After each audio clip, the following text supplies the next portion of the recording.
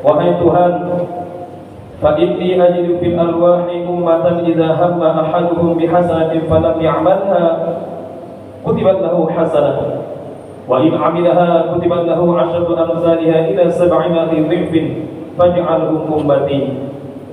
Nabi Musa lagi mengatakan, ya Allah, ya Tuhanku, ini aku menemukan di dalam Taurat ini, yaitu umat yang ciri-ciri mereka ini bila mana mereka berkeinginan untuk melakukan kebaikan, namun ternyata kebaikan itu tidak sempat dia buat, tidak sempat dia lakukan.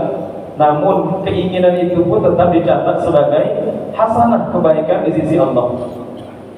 Dan kemudian bila mana mereka berkeinginan untuk melakukan kebaikan, lantas keinginan itu direalisasikan, terwujud, mereka lakukan keinginan mereka itu, bukan dicatat satu kebaikan, justru dicatat satu kebaikan yang mereka lakukan itu dibalas dengan 10 kebaikan sampai 700 kali lipat.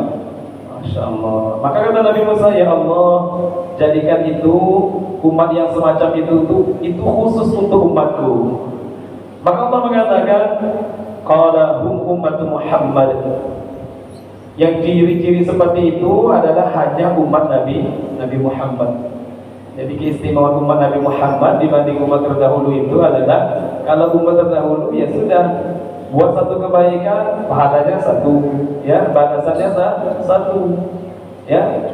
Nah, kalau umat Nabi Muhammad tidak. Umat Nabi Muhammad keinginan untuk berbuat kebaikan belum terlaksana, itu pun diberikan pahala oleh Allah satu kebaikan. Satu kebaikan. Disinilah kata para ulama, tingginya nilai niat. Tingginya nilai niat. Jangan anggap sepele, ya. Niat melakukan kebaikan itu dinilai oleh Allah Subhanahu wa taala. Bahkan ulama mengatakan, fa innahu, sesungguhnya seorang iman itu yusabu 'ala niyyah bidunil amal wa la yusabu 'ala al-amal biduni niyyah. Orang beriman itu, terutama umat Nabi Muhammad, mereka ini diberi pahala sebab niat melakukan kebaikan walaupun belum dikerjakan. Tetapi mereka tidak diberi pahala dengan amal mereka kalau tidak dibarengi dengan niat. Ya, mungkin kita pernah dengar niatul mu'min khairun min amali. Niatnya orang beriman itu lebih baik daripada amalannya. Di antara maknanya adalah niat belum dilakukan berpahala, amal tetapi tidak pakai niat tidak berpahala. Ya, jadi niat itu lebih dahsyat gitu, ya, lebih baik. Namun batasannya, coba kita perhatikan, bahasa hadis ini sesuai juga dengan hadis Nabi sebenarnya, yang termaktub di dalam kitab Taurat ini sesuai dengan hadis yang muttafaqun alaih, diriwayatkan oleh Imam Bukhari, diriwayatkan oleh Imam Muslim. Ini betul-betul sahih hadisnya. Hadis yang maknanya sama dengan yang termaktub di Taurat ini.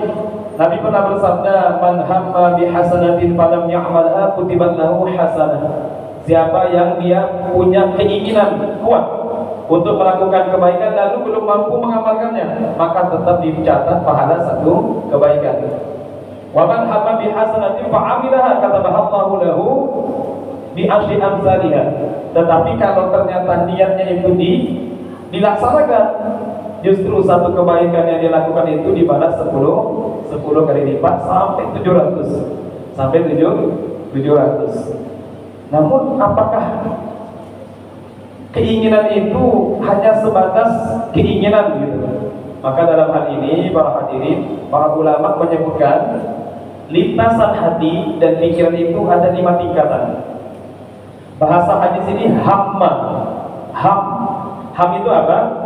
Ham itu adalah kecenderungan kuat. Memang sudah bermaksud kuat untuk melakukan, namun masih ada semacam tidak begitu kuat mentalnya, masih ada kelemahan, tapi sudah cenderung ingin melakukan hal itu, sudah ada kekuatan. Istilahnya itu 75% sudah. 75% dirinya itu ingin melakukan. Ada 5 tingkatan. Pertama, lintasan hati dalam pikiran manusia. Lintasan dalam hati manusia itu namanya hajis. Hajis itu adalah lintasan spontan. yaitu yang lewat di hati tanpa ada ingin melakukan. Kan biasa tuh, tiba-tiba terpikir hilang, itu namanya hajiz, itu tidak berlaku tuh. Itu hanya lintasan pikiran saja. Dia hanya singgah sebentar, langsung hilang. Kan biasa tuh, kita lagi duduk, menung, atau lagi berjalan, tiba-tiba terbesit dalam pikiran kita, lalu hilang. Itu namanya hajiz, hajizin. Tingkatan yang kedua, bersifat dalam pikiran manusia itu namanya khotir. Alif ro khotir. Nah, kalau khotir itu adalah pikiran yang menetap, yang mana pikiran ini sudah mulai menetap dalam dirinya, namun belum ada kecenderungan kuat untuk melakukan. Masih 25% itu khotir. Sudah mulai menetap di benak dia. Kalau tadi kan yang pertama cuma sekali lalu aja, hilang gitu ya. Terpikir tapi sekali lalu tidak berbekas. Sekali ini sudah mulai menetap. Namun kecenderungan untuk melakukan tidak ada. Ya, ukurannya mungkin 25%. 25%. Yang ketiga namanya hadithun nafsi. Besitan jiwa, hadithun nafsi. Hadithun nafsi inilah yaitu kondisi dalam pikiran manusia terjadi pergolakan batin antara melakukan dan tidak, 50-50. Ya, dalam dirinya itu masih setengah-setengah antara ingin melakukan atau tidak. Itu namanya hadithun nafsi, besitan jiwa, 50%. Baru tingkatan yang keempat namanya himmah, yang di dalam hadis man hamma, yaitu himmah, kecenderungan. Memang sudah ada maksud kuat untuk melakukan, sudah ada kecenderungan, tapi masih ada sisa yang belum kuat. Kalau dipresentasikan mungkin dia 75%. Nah, tingkatan yang paling kuat itulah azam atau niat. Niat itulah yang dia betul-betul mantap 100%. 100% dia kerahkan ya upaya dia untuk melakukan, sudah bulat tekadnya. Itu namanya azam atau niat. Nah, bahasa hadis yang tingkatan nomor 4. Jadi bukan hanya sekedar niat kebaikan, tapi sekilas itu saja. Tidak, memang sudah ada niat yang sangat kuat untuk melakukan. Ketika dia tidak mampu melakukannya, tetap dicatat pahala satu kebaikan di sisi Allah. Pahala kebaikan di sisi Allah, satu kebaikan. Pokoknya sudah ada kecenderungan, saya tuh pengen betul rasanya ya istiqomah sholat duha 8 rakaat, tapi memang kuat, bukan cuma ngomong sepintas gitu saja. Kalau ngomong sepintas tidak dapat nilai. Yang dimaksud hadis itu memang sudah ada di dalam jiwanya, itu ada kecenderungan kuat memang untuk melakukan. Memang ada kecenderungan kuat untuk melakukan. Pentingnya niat ini ya, Bapak Ibu dirahmati Allah Subhanahu wa taala. Pentingnya kita niat untuk melakukan kebaikan. Ketika orang terhadap yang unsurnya unsur syar'i, maka dia betul-betul mendapatkan apa yang diniatkan. Sudah sering dibahas oleh para guru-guru kita. Salah satu contohnya adalah Sayyidina Utsman bin Affan, itu menantu Rasulullah yang menikahi Sayyidah Ruqayyah dan Sayyidah Ummu Kulthum. Ketika terjadi perang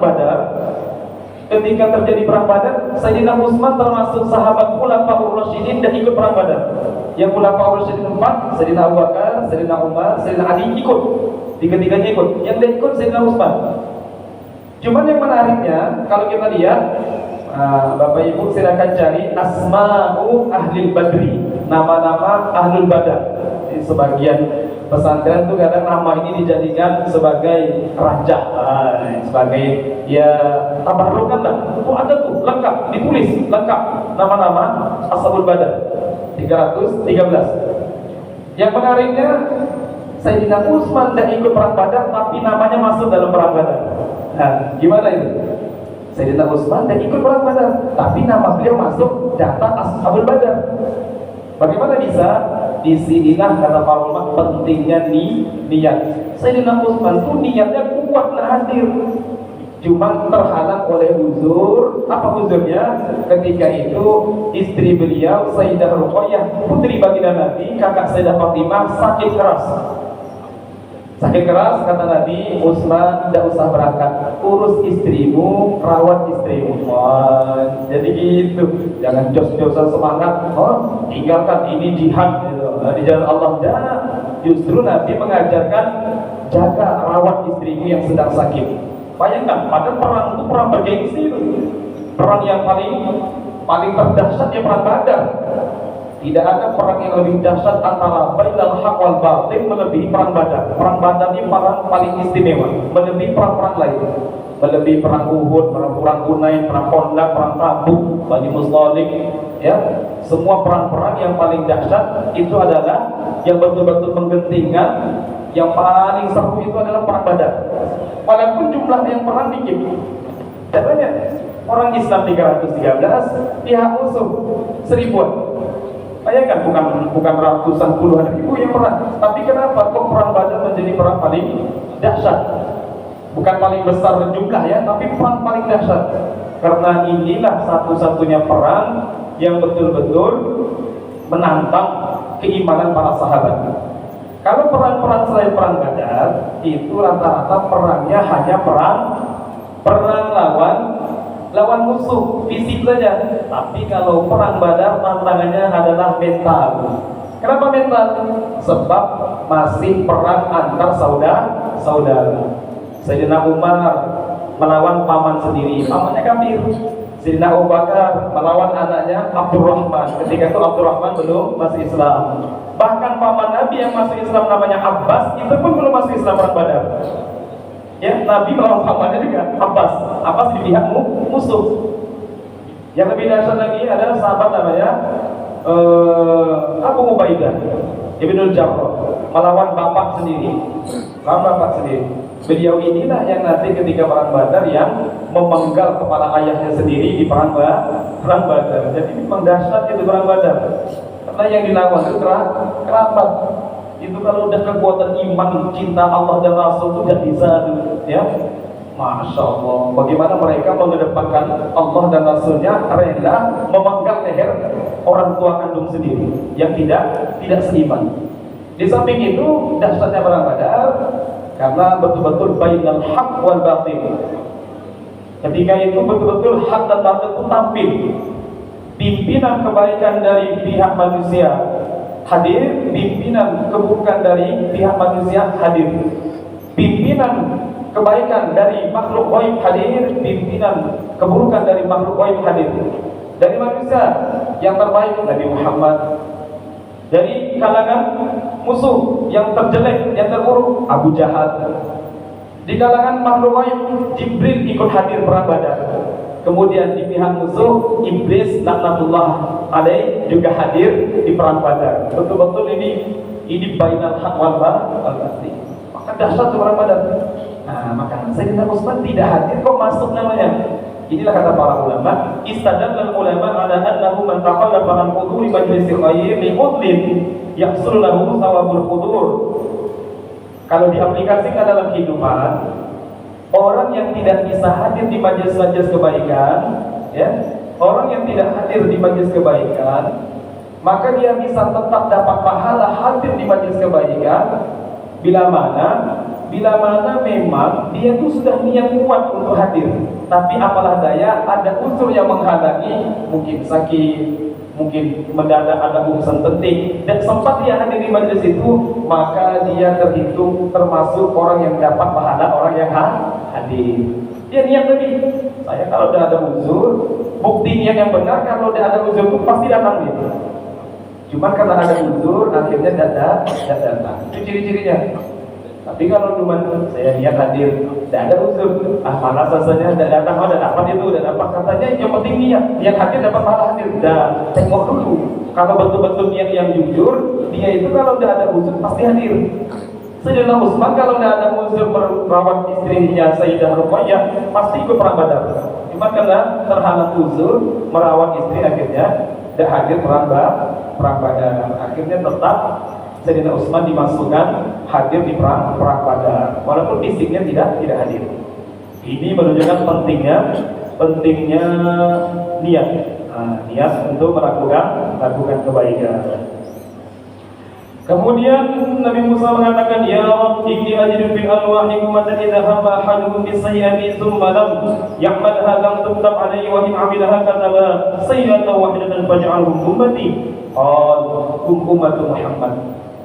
Ya Allah, ini aku mendapati di kitab Taurat umat yang mereka ini kalau menginginkan, sudah ada keinginan kuat untuk melakukan maksiat, lalu dia gagalkan keinginan itu karena takut pada Allah, maka dia tidak dicatat dosa. Masya Allah, baiknya rahmatnya Allah. Ada keinginan kuat nak bermaksiat, kemudian ditinggalkan, maka ada dicatat dosa. Sebagaimana tadi kalau niat baik kuat, tidak bisa dibuat, tapi tetap dapat pahala. Kalau niat melakukan maksiat, kemudian dibatalkan, tidak mendapat dosa. La tuktab alaih, tidak ditulis dosa untuk dia. Nah, kemudian kalau dia berkeinginan melakukan keburukan, maksiat, lalu dia melakukannya betul, maka dia hanya ditulis satu dosa. Itulah firman Allah dalam surah Al-An'am ayat 160, "Man jaa'a bil hasanati falahu 'ashru amsalha, wa man jaa'a bis sayyi'ati fala yujza illa mithlaha." Barang siapa yang datang membawa kebaikan, maka baginya 10 pahala. Sedangkan orang yang datang membawa dosa, melakukan satu keburukan, maka dia hanya dibalas setimpal. Kalau satu, dosanya balasnya satu. Tapi ada Bapak Ibu, ada dalam bilangan atau ukuran yang disebutkan, itu bukan hanya sampai 10, satu balas 10, ya. Bukan hanya satu balas 700. Ada yang Allah sebutkan wallahu yudha'ifu liman yasha. Balasannya itu tidak bisa terhitung. Allah lipat gandakan bagi yang dikehendaki sebesar-besarnya. Tidak terhitung. Salah satunya apa? Salah satu yang masyhur hadisnya itu adalah Nabi bersabda kullu 'amali ibni Adam lahu. Ya, yudha'aful hasanatu bi asyri amsalha ila 700 dhifin illa shaum. Fa innahu li wa ana ajzi bihi. Setiap amalan anak Adam itu bisa ditakar. Satu kebaikan dibalas 10 sampai 700 kecuali puasa. Termasuk amalan yang tidak bisa dibalas dengan takaran bilangan itu puasa. Tidak ada yang tahu balasannya kecuali Allah Subhanahu wa taala. Di balasan itu lipat ganda yang diberikan oleh Allah itu memang terkadang berbeda-beda. Ada penyebabnya adalah tempat. Contoh Masjidil Haram. Masjidil Haram, sembahyang di Masjidil Haram dengan di Al-Huda beda itu. Karena ada kemuliaan dalam tempat. Satu kali sembahyang di Masjidil Haram sebanding dengan bahkan lebih afdal. Bukan sebanding, kalau sebanding itu imbang. Ini lebih afdal daripada 100.000 rakaat di Al-Huda. Baru sekali di Masjidil Haram, ya, dia lebih utama satu kali di sana dibanding 100.000 di sini. Nah, itu berkaitan dengan tempat. Ada berkaitan dengan waktu. Salah satunya yang alhamdulillah sudah masuk kita di dalamnya, yaitu berkaitan dengan waktu. Waktu yang sekarang kita masuk adalah bulan Zulqa'dah. Bulan Zulqa'dah ini termasuk waktu yang dimana amal kebaikan itu dilipat gandakan. Dalilnya firman Allah surah At-Taubah ayat 36, "Inna 'iddatash syuhuri 'indallahi 12 syahran fi kitabillah yawma khalaqas samawati wal arda minha arba'atun hurum dzalika ad-dinul qayyim fala tadhlimu fihinna anfusakum." Sesungguhnya bilangan bulan di sisi Allah ada 12, sebagaimana ketetapan Allah ketika Ia menciptakan langit dan bumi. Itulah agama yang lurus. Kemudian lanjutan ayatnya, di antara 12 bulan itu ada arba'atul hurum, 4 bulan istimewa. 3 berturut, 1 terpisah. Zulqa'dah, alhamdulillah dah masuk sekarang Zulqa'dah, Zulhijjah bulan depan, kemudian bulan depan lagi bulan Muharram. Satunya terpisah, yaitu bulan Rajab. 4 bulan ini ditegaskan oleh Allah pada tadlimu fihi anfusakum. Jangan kamu bermaksiat menzalimi dirimu di 4 bulan ini. Maka bagaimana memahaminya? Padahal maksiat itu tidak boleh di semua bulan. Mana ada bulan selain 4 ini boleh maksiat? Namanya maksiat tidak boleh di semua bulan. Tapi Allah tegaskan untuk khusus 4 bulan ini, kata Allah, wala tadlimu fihi anfusakum. Jangan kamu menzalimi dirimu di 4 bulan ini. Maka Syekh Muhammad As-Suhaimi dalam tafsir Al-Mu'in menjelaskan maknanya adalah kata beliau, "Fala tadlimu fil ashhuril hurum anfusakum bil ma'asi fa inna fiha aqdamu wizra." Jangan kamu menzalimi dirimu di 4 bulan ini, Zulqa'dah, Dzulhijjah, Muharram, Rajab, dengan bermaksiat karena dosanya lebih besar ditimbang bermaksiat di selain 4 bulan ini. Jadi ketika orang maksiat di 4 bulan ini, dosanya bisa berlipat-lipat lebih besar daripada dilakukan di selain 4 bulan ini. Disimpulkan oleh ulama, berarti kalau dosa dilipat gandakan, ya, balasannya menunjukkan amal kebaikan juga dilipat gandakan pahalanya di sisi Allah ketika melakukan kebaikan di 4 bulan ini. Jadi ini kesempatan nih untuk kejar. Ramadan lah lewat. Yang paling utama Ramadan. Amalan sunnah pahala seperti wajib, amalan wajib seperti 70 kali amalan fardu. Sudah lewat dan ini masuk lagi istimewa 4 bulan haram, amal kebaikan dilipat gandakan. Kemudian Nabi Musa alaihissalam beliau mengatakan lagi, ya Rabb, inni ajidu fil alwahi ummatan hum khairun nas ya'muruna bil ma'ruf wa yanhauna 'anil munkar. Aku mendapati di Taurat ada satu umat yang mereka ini sebaik-baiknya manusia. Amalan mereka itu amar ma'ruf nahi munkar. Jadi umat yang terbaik yang disebutkan dalam Taurat itu juga disifati secara khusus. Mereka itu punya amalan yang ya'muruna bil ma'ruf wa yanhauna 'anil munkar. Selalu melakukan amar ma'ruf, mengajak kebaikan, dan yanhauna 'anil munkar, melarang daripada perbuatan munkar. Inilah keistimewaan umat Nabi Muhammad, yaitu mereka disebutkan dalam surah Ali Imran itu, kuntum khayra ummatin ukhrijat lin-nas ta'muruna bil ma'ruf wa tanhauna 'anil munkar wa tu'minuna billah. Coba kita perhatikan surah Ali Imran ayat 110. Kuntum khayra ummatin ukhrijat lin-nas, kalian adalah sebaik-baiknya umat yang dikeluarkan untuk manusia, yang punya amalan ta'muruna bil ma'ruf, mengajak kepada kebaikan, wa tanhauna 'anil munkar, mencegah daripada kemungkaran, dan kalian beriman kepada Allah. Kalau dilihat Bapak Ibu, beriman kepada Allah kok diurutkan nomor 3 ya. Padahal iman itu puncak atau itu fondasi utamanya. Maka ada keterangan para ulama, termasuk Syekh Zakaria Al-Kandahalawi menjelaskan, kata beliau, kalau iman, umat-umat terdahulu juga punya iman. Umat-umat terdahulu punya iman. Istimewanya umat ini yaitu amar ma'ruf nahi munkar. Mereka ini senantiasa amar ma'ruf nahi munkar.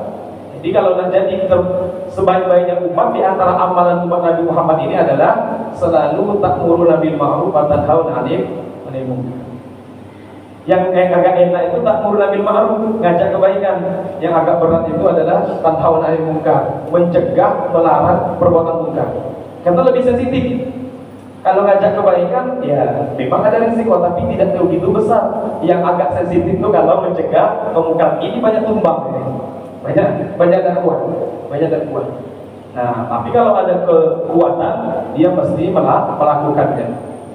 Melakukan namanya nahi munkar. Itu cerita Bani Israel masyhur. Sering Allah ceritakan Bani Israel itu pernah dilaknat oleh Nabi Daud dan Nabi Isa. Yang kutukan laknatnya itu menjadikan Bani Israel disumpah jadi monyet sama, maaf, celeng, babi. Ya, kunu qiradatan khasib, jadilah kamu kera-kera yang hina. Dan mereka juga disumpah jadi babi. Bagaimana ceritanya? Bani Israel itu Bapak Ibu, hari keistimewaan mereka, hari agung mereka itu hari Sabtu. Yahudi ya, Yahudi. Kalau Nasrani hari Ahad. Umat Nabi Muhammad hari Jumat. Ini ceritanya ya Yahudi. Mereka itu ahlus sabti, orang yang keistimewaan harinya hari Sabtu. Dilarang aktivitas terutama mencari ikan. Terutama mereka ini beraktivitas untuk bekerja. Mereka khusus Sabtu itu ibadah, tidak boleh aktivitas. Nah, ada di sebuah daerah namanya Ailah, antara Madian dengan Mesir, antara Madian dengan Tursina. Itu Ailah. Mereka tinggal di pesisir pantai. Itu Yahudi. Yahudi ini hidup di zaman Nabi Daud, Nabi Daud alaihissalam. Itu ketika hari Sabtu, Hari Sabtu itu mereka nengok, oh ikan banyak ini, gitu. Ikan banyak, setiap hari Sabtu banyak. Tapi kalau hari Sabtu tidak banyak. Itu ada dalam Quran. Was'alhum 'anil qaryatil lati, tanyakanlah kepada suatu penduduk kampung yang mereka ini setiap hari Sabtu itu ikan banyak datang. Tapi kalau selain Sabtu tidak datang. Maka gelisahlah mereka. Datang bisikan setan. Gimana caranya? Dibisiki. Yang dilarang itu kan dia nangkap ikan hari Sabtu. Kalau makannya tidak, sudah tangkap aja hari Sabtu, nanti makannya Minggu. Kepikiran gitu. Maka diinisiatif lagi, dah ini saja. Ini saja. Kalian ini dikasih perangkap. Pasang perangkap hari Sabtu, ngambilnya hari Ahad. Ini cara Yahudi liciknya tuh, nakal-nakali Tuhan ceritanya ini. Jadi memang dari dulu kerjanya gitu, agak aneh ini orang Yahudi ini. Nah coba-coba ngakali Tuhan ya. Dilarang beraktivitas hari Sabtu. Katanya jangan nangkap ikan. Jangan nangkap ikan hari Sabtu. Kata mereka yang dilarang itu hari Sabtu nangkapnya. Kita hari Sabtu tidak nangkap ikan, cuman masang perangkap. Nanti nangkapnya hari Ahad. Udah masuk perangkap, hari Ahad kita ambil. Berlangsung beberapa lama. Ternyata kata mereka, oh aman kayaknya nih. Aman. Ketika merasa aman, tidak ada azab Allah, langsung dengan terang-terangan mereka ngambil ikan hari Sabtu. Berarti Allah tidak marah nih. Oh, aman-aman aja kata mereka. Ini namanya istidroj, dibiarkan oleh Allah. Maka dia ambil itu ikan hari Sabtu. Terus berlangsung. Maka ketika itu, itulah firman Allah. وَإِذْ قَالَتْ أُمَّةٌ مِّنْهُمْ لِمَ تَعِظُونَ قَوْمًا اللَّهُ مُهْلِكُهُمْ أَوْ مُعَذِّبُهُمْ عَذَابًا شَدِيدًا قَالُوا مَعْذِرَةً إِلَىٰ رَبِّكُمْ وَلَعَلَّهُمْ يَتَّقُونَ فَلَمَّا نَسُوا مَا ذُكِّرُوا بِهِ أَنجَيْنَا الَّذِينَ يَنْهَوْنَ عَنِ السُّوءِ وَأَخَذْنَا الَّذِينَ ظَلَمُوا بِعَذَابٍ بَئِيسٍ بِمَا كَانُوا يَفْسُقُونَ. Dari 70 Bani Israel, 70 Bani Israel itu 70.000, bukan 70.000 Bani Israel ketika itu terbagi 3 kelompok. Nah, ada 12.000 inilah yang mereka ini berupaya untuk melarang. Kata mereka, jangan ini melanggar syariat Allah ini nih. Jangan ambil ikan hari Sabtu. Jangan ambil. Hanya 12.000. Berarti sisanya yang satu kelompok lagi diam dan ikut tapi diam. Tidak mencegah. Yang hanya mencegah berapa? 12.000. Sisanya dia terbagi 3 kelompok itu, kata Imam Al-Baghawi.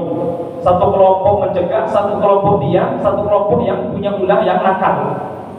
Yang mencegah hanya 12.000. Maka karena nggak mau dia, tidak mau dinasihati, akhirnya yang soleh-soleh tadi itu memberi sekat, dikasih tembok. Udah, kami tidak mau sekampung dengan kamu, karena kamu tetap melakukan kemaksiatan. Satu ketiga, ternyata Nabi Daud itu karena tahu kelakuan orang-orang yang pelaku maksiat ini terus melanggar larangan Allah, didoakan laknat. Makanya ada dalam surah Al-Maidah, "Du'inal ladzina kafaru min bani Israil 'ala lisani Daud wa Isa bin Maryam, dzalika bima 'asaw wa kanu ya'tadun, kanu la yatanahawna 'an munkarin fa'alu." Telah dilaknat Bani Israel atas lisannya Daud. Memang dilaknat. Apa kata Nabi Daud? Allahumma al'anhum waj'alhum ayatan. Ya Allah, laknat saja mereka. Laknat saja mereka, jadikan sebagai tanda kebesaran Engkau. Akhirnya suatu ketika yang 12.000 tadi itu nengok. Oh, sepi di sebelah ini. Biasanya ribut pagi hari itu kok tumben ini sepi, tidak ada bunyi orang di sebelah yang sudah dikasih sekat di kampung itu. Pas dibuka, dicek, ternyata yang di sebelah itu sudah berubah wujud jadi monyet, jadi kera. Yang muda-muda jadi monyet, kera. Yang tua-tua jadi babi. Hidupnya hanya 3 hari. Mungkin inilah yang dipakai teori Charles Darwin, manusia itu keturunan monyet. Nah, salah. Yang keturunan monyet itu di Bani Israel pernah manusia berubah wujud jadi monyet dan babi, itu hanya Bani Israel dan tidak berketurunan. Tapi yang menariknya kata Imam Al-Baghawi, yang si monyet dan babi ini tahu ketika yang 12.000 ini ngecek, nengok, dia tahu, oh ini anak saya, oh ini paman saya, dikejarnya, dipegangnya pakaian gitu. Tapi yang manusia tidak kenal lagi, karena mirip bentuknya, tidak tahu lagi mana yang paman, mana yang saudara, mana suku, tidak kenal lagi. Hidupnya hanya 3 hari, selepas 3 hari mati semua yang sudah menjadi kera dan babi. Coba lihat, ketika itu ada sebagian yang kan 3 kelompok itu, yang kelompok yang ini bilang, lima itu nakomalillah. Kenapa kamu capek-capek ingatkan mereka, yang jelas bakal diazab. Apa kata yang tadi mencegah kemungkaran? Qalu ma'dziratan ila rabbikum wa la'allahum yattaqun. Kami melarang mereka ini, mencegah mereka dari berbuat maksiat, melanggar larangan Allah ini supaya sebagai hujah kami di hadapan Allah. Kami sudah mengingatkan, walaupun mereka tidak mau. Itu urusan mereka. Jadi menunjukkan ini kita ini dituntut, kalau memang ada kekuatan harus kita punya upaya untuk mengingatkan, supaya nanti jadi alasan di hadapan Allah. Kawanmu ini berbuat maksiat, kamu udah pernah ingatkan. Sudah ya Allah, cuma dia tidak mau. Kan gitu. Coba lihat ayat berikutnya. Falamma nasu ma dzukiru bihi anjaynal ladzina yanhauna 'anil su'. Ketika mereka tidak mau diingatkan, yang diselamatkan oleh Allah siapa? Orang yang melarang melakukan nahi mungkar. Yang diselamatkan Allah seperti itu. Tapi kalau semuanya tidak ada nahi mungkar, alamat itu. Kok satu tempat sudah merebak kemaksiatan, tidak ada yang punya inisiatif untuk merubah, padahal bisa, ya. Maka jangan salahkan. Sesoleh apapun orang itu masih berpotensi kalau turun azab pada orang soleh itu kena. Ya, datang musibah itu yang ahli tahajud pun kena, karena dia diam tidak mencegah.